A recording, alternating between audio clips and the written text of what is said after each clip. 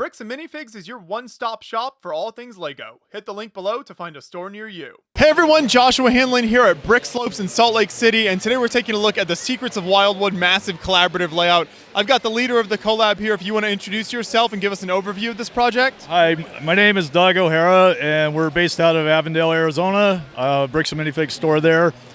And this is our second club project, and this is our first show. So what's the general storyline throughout this here? So we have two twin sisters, and one is dark and one is light. They were born moments apart, one high noon and the other right as the eclipse happened. So their magics are green and luscious, and then dark and decaying. And then the wizard and his wife live in the middle, and they keep everybody apart with the river.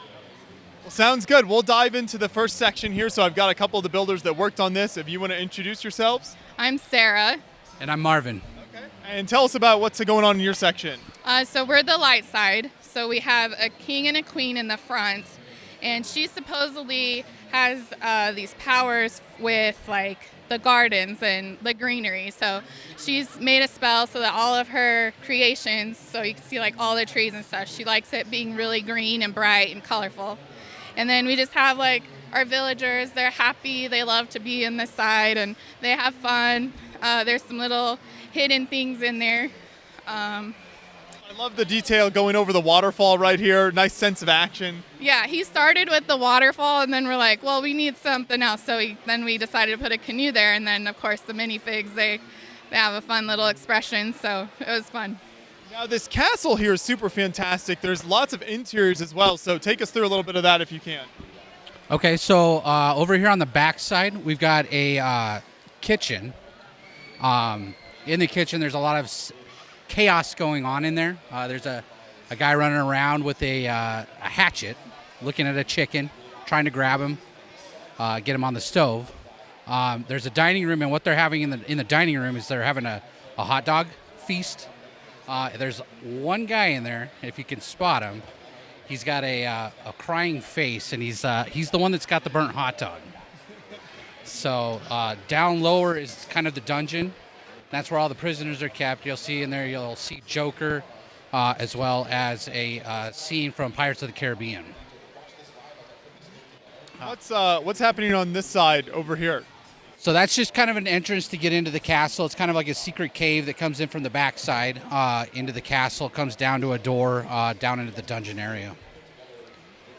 And then inside the castle buildings themselves, is there more scenes as well? Yeah, so we originally had Mickey as a sorcerer in with Dumbledore, and we just currently moved him because the kids couldn't see him, and so we wanted him to be out with the kids. But he's teaching Mickey how to be a wizard. And then we have the prince is taking all the taxes from the villagers, and they're bringing in his things. And then because the wizard has cast this funny spell, and he starts pulling people from different realms, we thought it would be funny to add the office in there. So they're in there working. And then on this side, we have a reference of Rumpelstiltskin. He's making the coins for Prince John in the treasure room. And then there's a bedroom in the second one. And then there's a little dance hall for the princesses. And then we have the knights. And their table was round, but the wizard turned it to square. So that brings us back out to kind of the village portion here. So tell us a little bit more of kind of what the villagers are doing. I really like the little house designs, and the roofs over there are great as well. Yeah, so we thought it would be fun to do a Mother's Day activity, and each one of our kids got to pick a color, and then we all built this house together. So they helped to build all the little villagers' houses, and then we have a little farm in the back, and then some corn.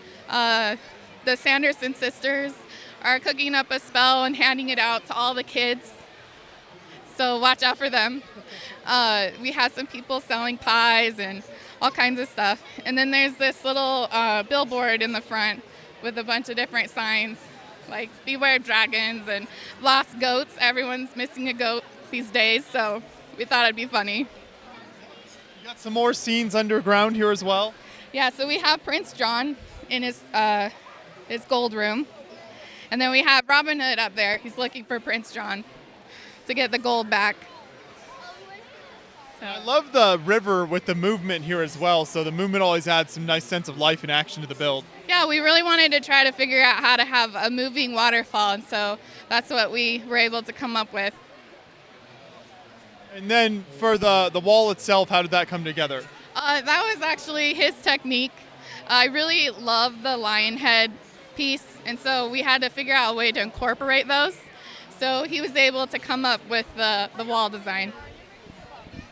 So the wall is, what I did with the each panel is I tried to hide all the seams. Each modular on here is a base plate. And so to hide all the seams, we used this technique with, it's kind of like a home plate for, like you'd see in baseball on each seam. Yeah. Perfect. Well, great work there. Thank you so much for an overview of this section. We'll keep moving through the story now. So that takes us to kind of the middle part of the build. What's happening here? Okay, so the wizard is trying to get his wife out of the dragon. They had a mishap and she got trapped. And every spell that he's cast in the 5 years since it happened, he's pulled somebody else in from a different universe. So that's why we have Doctor Strange and the Monty Python crew and Rock Raiders and Power Miners, whatever. And it's just, we're having fun. We have Indiana Jones, the Nesquik Bunny. There's all kinds of just stuff hidden everywhere. Those are our secrets. And there's a lot of animation in this section, and it's all sensor driven. Hopefully something wakes up here shortly. How do these sensors work? Talk a little bit about kind of the mechanics. Sonic sensors working through the powered up system, and they just basically measure to see if somebody's standing in front of it. And after so many counts, I have it turn on different animations. What are the different things that move here? Okay, so we have the fish in the river, and there's some bubbling things, the rapids. We have the sheepdogs in training. The road moves, but we have it shut off today because of technical problems. We have some guys up in the forest eating beans around the campfire. We have the dragon. There's some fish swimming upstream. There's kind of a simple waterfall. And the Wizard of Oz trees didn't make it. They got in a fight with the Tin Man, and he just went nuts. So you're able to control some of the movement manually, so you can... Everything I can actually control individually, but the control program is typically running, and it just takes care of everything. And surprisingly, yesterday we had about 16,000 triggers, actual events, that the system was able to register without a crash. So I was pretty happy with it. Perfect. So we can see some of these here then. And what is the program you use here? It's a Lego powered up.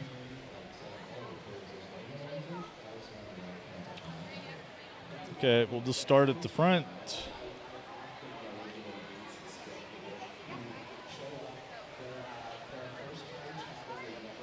You see the fish moving, some of the water there. Yep. They're just pretty simple animations, and it's just tying them all together and having them. Don't have everything running all at the same time because it's overwhelming. So we just cycle through. And in the forest there, as we're looking at these different movements, you got these fantastic trees. So talk a little bit more about the design of those. The trees were just kind of about a 2-week process to get something that would stay together. And then after I figured that out, it was just like I hit my happy place and went all Bob Ross. I just started making happy little trees. So we have... You got your Bob Ross figure in there? Got my Bob Ross on. I started building trees, and I just built till I ran out of parts. And then I had to figure out how to get them all in there. So what else is happening up front here in this section? So I have 2 narrators. We actually have an audio story that plays in the background. So we have the human bard and then the orc bard, and they kind of pester each other as one of them's telling the story. And it just gives you the whole backstory of what's going on in the realm. And then the orcs have kind of infested this side, and a tribute to you guys from the Midwest, they're putting in a restaurant franchise. Can you figure out what it is? A little White Castle? Yes, it is. Very good. What the heck? This section over here is done very well too. I like the farm area. Thank you. That was one of my apprentice builders. You'll meet him shortly. I just kind of gave him a picture and said, here, this is what they look like. Go for it. And what else? We got the killer rabbit from Monty Python, and everybody's beat since the movie. So we got Batman and Thanos, and looks like a stormtrooper. So just and an obligatory Jack Stone. So are you able to show the movement over here with the sheep as well? Yes. Take a look at this here before we move on to the next section. 32. How complex was it to set up the different moving parts within the build here? The hardest thing is just figuring out where to place the hubs and how far you can reach with the cabling. And then once that, then you determine where your animations are going to be. So I tried to spread them out as much as I could, but it's, you just have to work within the system. So this whole layout is massive. Do you know how long the whole build is? It's 15 feet long, 5 feet deep, and over 250,000 parts. Incredible. We'll move on to the third section now then. Thank you very much. So I think we've got a couple of the builders here. If you want to introduce yourselves. I'm Marley. I'm Daniel. And can you give us an overview of the story here? This is Blackbriar Forest. It's like the evil side of the build. That's Morticia. She rules the chaos and yeah. There's just a lot. We have a Trojan bunny, obviously, but there's a church I helped build it. This broken building right There's a lot of burnout, kind of destroyed buildings here. Yeah. Yeah, I helped that and the building right there. What else is in this section? So we have a cool little joust that usually works. Right now we turned it off so make sure it can run better later on. So we have it to where they almost collide, so then they can just make sure that they can keep going. So we also have the big two towers where our queen lives, and she has her evil witch looking after what could they make to make more chaos. We have the butchery, we have the tavern, we have the blacksmith. And we have all these other things that make it all chaos and creepy and weird and cool. I love the skeleton chilling on the lava couch. Yep, that is supposed to be a cool nod to the floor's lava. And who's visiting here on this tower? So we thought it's multiverse, so of course they would make a spell to, of course, make Tom Holland's Peter Parker, Tobey Maguire's Peter Parker, and Andrew Garfield's Peter Parker, and Willem Dafoe's Green Goblin into their universe.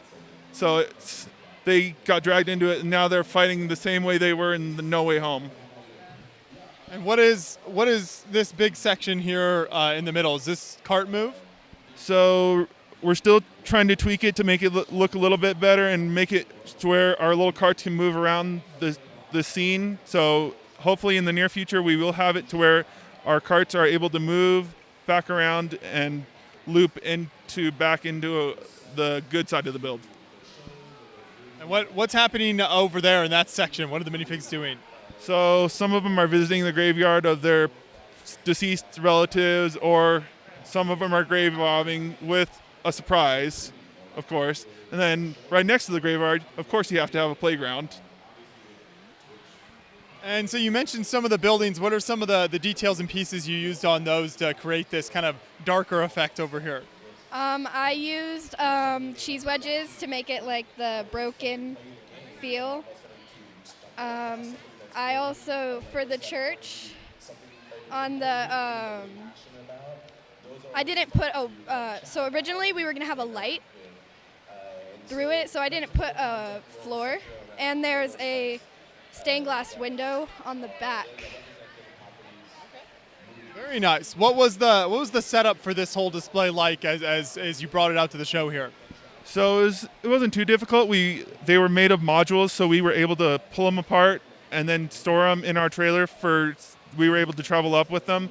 And when we got here, there was a little bit of maintenance that needed to be done on them, but it was actually it was pretty easy to put them back together and make sure it looked good for the show. Excellent work. So yeah, we're We'll go back. So, 12 hours then? 12 hours to set up once we got here. Okay. To spread over 2 days. Okay. Yeah. Well, I think it definitely paid off here. So, how many people were involved in total? So we had 14 total contributors, 6 primary builders, and 8 apprentice builders. And the apprentice builders did a lot of the substructures and the water detailing. They're usually the teenagers, and we try to involve them and teach them. And it's been a wild year. It has gone really fast. That's great. And if people are interested in getting involved in your building group, where can they find more information? We're in Avondale, Arizona, the Bricks and Minifigs store there.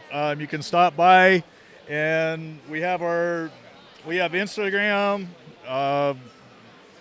and basically just get a hold of us through the email or Instagram.